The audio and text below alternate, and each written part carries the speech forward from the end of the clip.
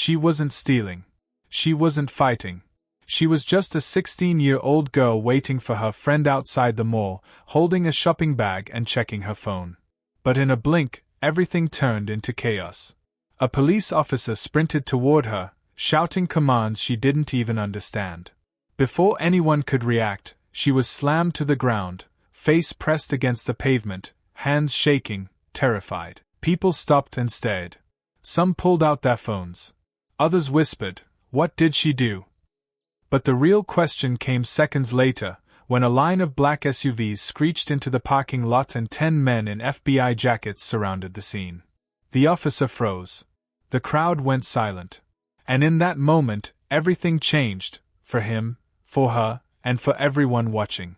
What could make federal agents step in so fast for one teenage girl? This is the story of what really happened that day, and it was supposed to be a normal Saturday. The kind every teenager looks forward to after a long week of school.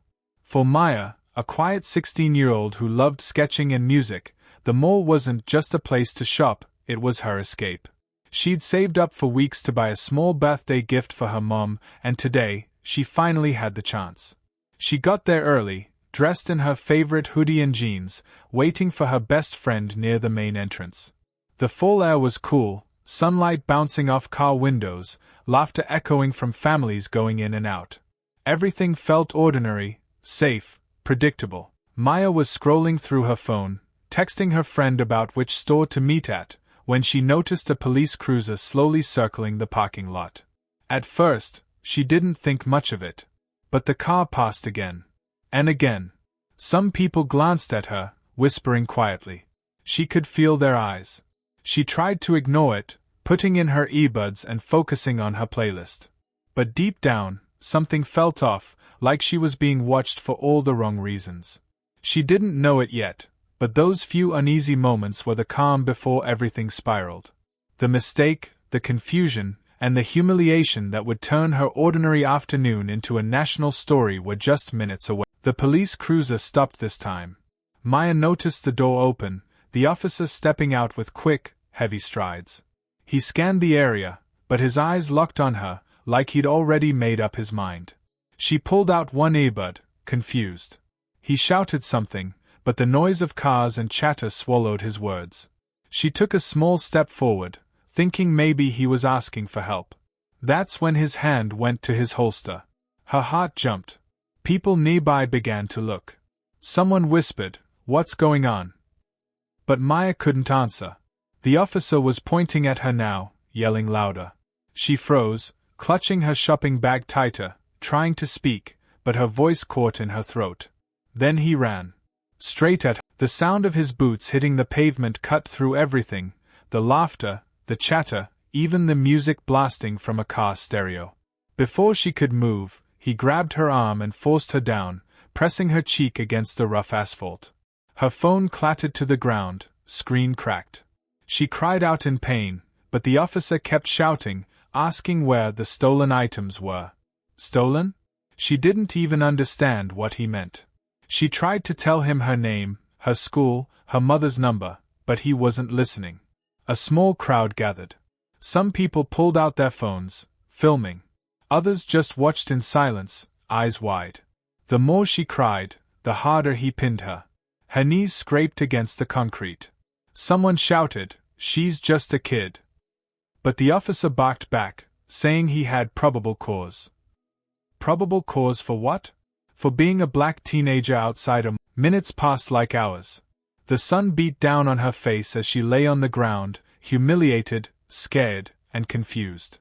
She could see her reflection in a nearby car window, her hair disheveled, tears streaking her cheeks. Then, from the edge of the lot, engines roared. A convoy of black SUVs pulled in, tires screeching. Doors flew open, and 10 figures in dark jackets rushed out. They moved fast, too fast for anyone to understand what was happening. "FBI," one of them shouted. The officer froze mid-motion, his knee still pressed against her shoulder. The crowd gasped. For the first time, silence fell over the scene.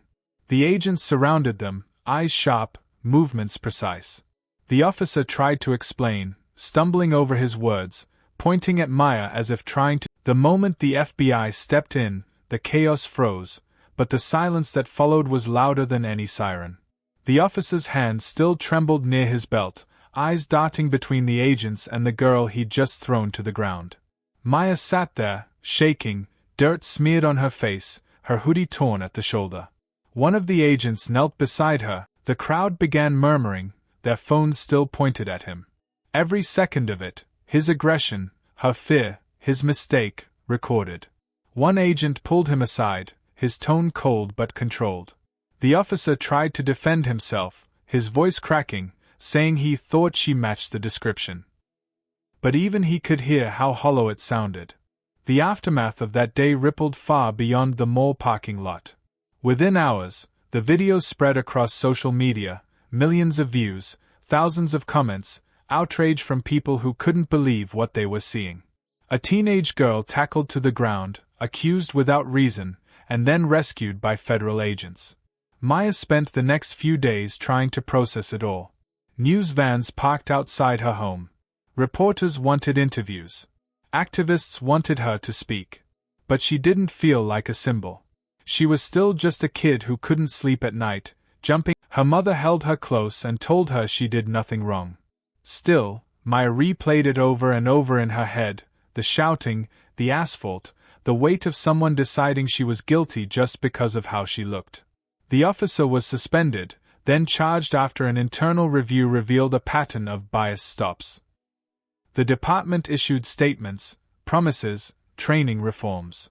But to Maya, it all felt like noise, words that came too late. What mattered more was what happened next. The FBI agents who had stepped in that day weren't there by accident.